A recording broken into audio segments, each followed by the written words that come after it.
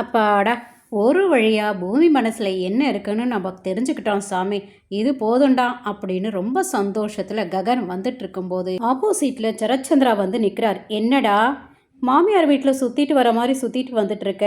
இது என் வீடுன்ற ஞாபகம் உனக்கு இருக்கா இல்லையா அப்படின்னு கேட்க, என் வீட்டு கேட்டை கூட நீ டச் பண்ண முடியாதுன்னு என்கிட்ட சவால் விட்ட. அதையும் மீறி உன் வீட்டில் உன் முன்னாடி நடு ஹாலில் நின்றுட்டுருக்கேன்.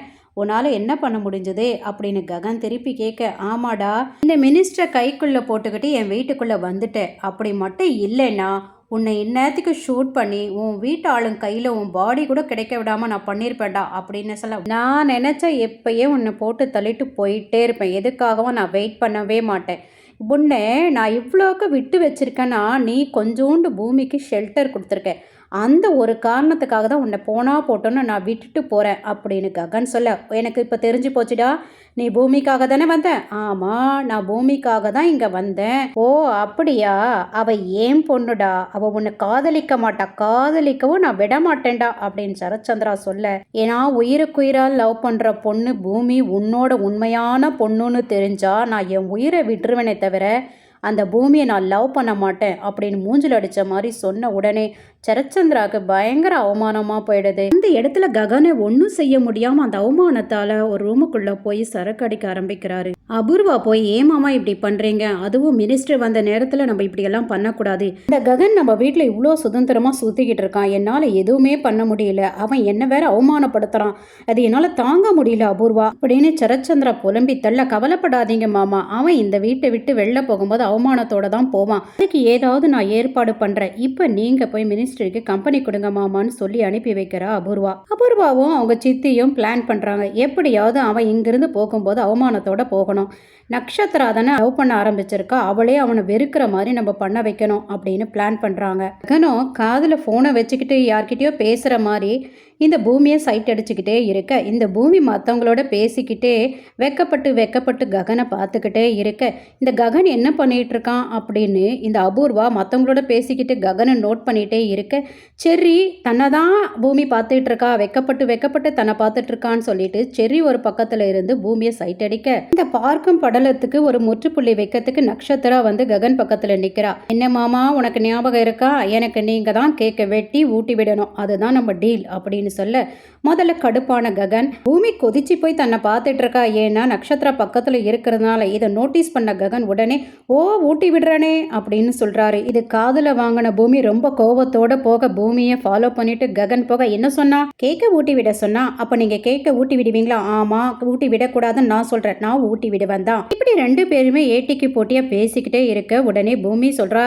அப்ப நீங்க அவளுக்கு ஊட்டி விட்டீங்கன்னா இனிமே உங்களுக்கும் எனக்கும் பேச்சுவார்த்தையே இருக்காது அப்படின்னு சொல்ல, கேட்க உனக்கு நான் ஊட்டி விட்டா நீ என்கிட்ட பேச மாட்டியா அப்படின்னு கேட்ட உடனே, எனக்கா ஊட்டி விடுவீங்க, எப்படி ஊட்டி விடுவீங்க, அது நான் எப்படியோ செய்யறேன், உனக்கு என்ன, நீ தயாரா இருன்னு சொல்லிட்டு அங்கிருந்து போறாரு. அங்க செர்ரியோட தங்கச்சிங்க ரெண்டு பேருமே செர்ரியே கலாய்ச்சிட்டு இருக்காங்க. நீ தாண்டா சொல்லிட்டு இருக்க பூமியை லவ் பண்ணுறேன்னு சொல்லிட்டு, ஆனால் பூமி வாயால் சொன்னதே கிடையாது அப்படின்னு கிண்டல் பண்ண கோவம் வந்து, அப்போ நான் எப்படி உங்களுக்கு நிரூபிக்கணும் சொல்லுங்கள், நிரூபிக்கிறேன் அப்படின்னு சவால் விட, இன்னைக்கு கேக்கு வெட்டுறாங்கல்ல, அந்த கேக்கு ஒரு சின்ன துண்டை எடுத்து நீ பூமிக்கு ஊட்டணும், அதுதான் சவால் அப்படின்னு அவங்க தங்கச்சிங்க சொல்ல, ஓகே இந்த சவாலை நான் ஏற்றுக்கிறேன்னு சொல்லிட்டு வராரு. வெட்டுற இடத்துல ககன் தூரமாக நிற்கிறத பார்த்து, இங்கே பாருங்க சரத்சந்திரா, ககன் என்னோட கெஸ்ட், அவர் தூரமாக நிற்கிறாரு, நீங்கள் கூப்பிட்டு என் பக்கத்தில் நிற்க வைங்க பக்கத்தில் அப்படின்னோடனே ககனுக்கு இன்னைக்கு அதிர்ஷ்ட காது தான் அடிக்குது. உடனே சரத்சந்திரா, மிஸ்டர் ககன் இங்கே வந்து நில்லுங்க அப்படின்னு சொல்ல வந்து நிற்கிறாரு.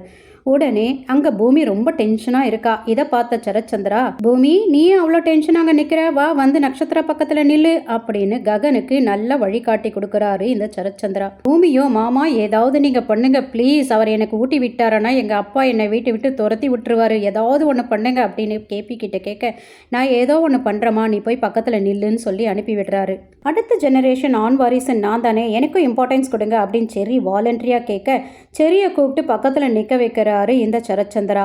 கேக் கட் பண்ணுறா. உடனே கரண்ட் போயிடுது. என்ன பண்ணுறதுனே தெரியாமல் எல்லாம் முழிச்சிட்டு இருக்க. ககன் சின்ன பீஸை எடுத்து பூமி வாயில் வைக்க, இந்த செர்ரி சின்ன பீஸை எடுத்து நட்சத்திரா வாயில் வச்சிடுறாரு. கரண்ட் டக்குன்னு வந்துடுது. நட்சத்திரா சாப்பிட்டுட்டு இருக்கதை பார்த்து அபூர்வா டென்ஷன் ஆகிட்டு, இது ககன் தான் வச்சிருப்பான்னு நினச்சேன், ஏய் என்னடி கேக் சாப்பிட்டுட்டு இருக்க, யார் வச்சா அப்படின்னு கேட்க, இல்லை மம்மி கரண்ட் போயிடுச்சா நானே சாப்பிட்டுட்டேன் அப்படி சின்ன பிள்ளைத்தனமா சொல்ல எல்லாரும் சிரிக்கிறாங்க. உடனே சரச்சந்திரா நட்சத்திரா கிட்ட கேட்குறாரு, நீ ஏதோ ஒரு கிஃப்ட் என்கிட்ட கேட்கணும்னு நினைச்சியம்மா, சத்தியம் கூட வாங்கிக்கிட்டேயே, என்ன கிஃப்ட்டு கேளு, நான் தரத்து ரெடியாக இருக்கேன் அப்படின்னு சொல்ல, அது வந்து டேடி, அது வந்து டேடி அப்படின்னா இந்த சைடு ககனுக்கு ஒரே டென்ஷன், இந்த சைடு மகா டென்ஷன் பூமிக்கு. பூமி உடனே கேபி கிட்ட மொபைலை வாங்கிட்டு நட்சத்திராவுக்கு ஃபோனை பண்ணுறா.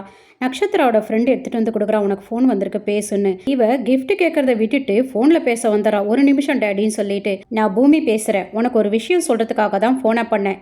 நீ என்ன கிஃப்டா ககனை கேட்க போறியா? அப்படி நீ கேட்டேன்னா மானமும் உங்கள் அப்பாவோட மானம் தான் போகும். நீ கேட்ட உடனே பாக்ஸில் வச்சு கிஃப்டா கொடுக்கறதுக்கு அவர் என்ன பொருளா? நீ காதலிச்சா மட்டும் போதுமா, அவர் உன்னை காதலிக்க வேணாம்? சரி, நீ கிஃப்டா கேட்குறியேன்னு சொல்லிட்டு உன் அப்பா ஒரு படி கீழே இறங்கி வந்து ககன் காலை பிடிச்சிக்கிட்டு என் பொண்ணை எப்படியாவது கல்யாணம் பண்ணிக்கோன்னு கேட்டாலும் அவர் என் எதிரி என் காலை பிடிச்சி கேட்குறாருன்னு சந்தோஷப்படுவாரே தவிர உன்னை கல்யாணம் பண்ணிக்க மாட்டார். இப்படி ஒரு அவமானத்தை உங்கள் அப்பாவுக்கு நீ தர போறியா? தரணும்னு நினச்சா தா அப்படின்னு கட் பண்ணிடுறா ஃபோனை. கிஃப்ட் என்ன வேணும்னு கேளுமா அப்படின்னு திரும்ப அவங்க அப்பா கேட்க, இப்போ வேணா டேடி, எனக்கு எப்போ வேணுமோ நான் கேட்குறேன், நீங்கள் கொடுப்பீங்கன்ற தைரியம் எனக்கு இருக்குது அப்படின்னு சொல்லி சமாளிச்சிடுறா.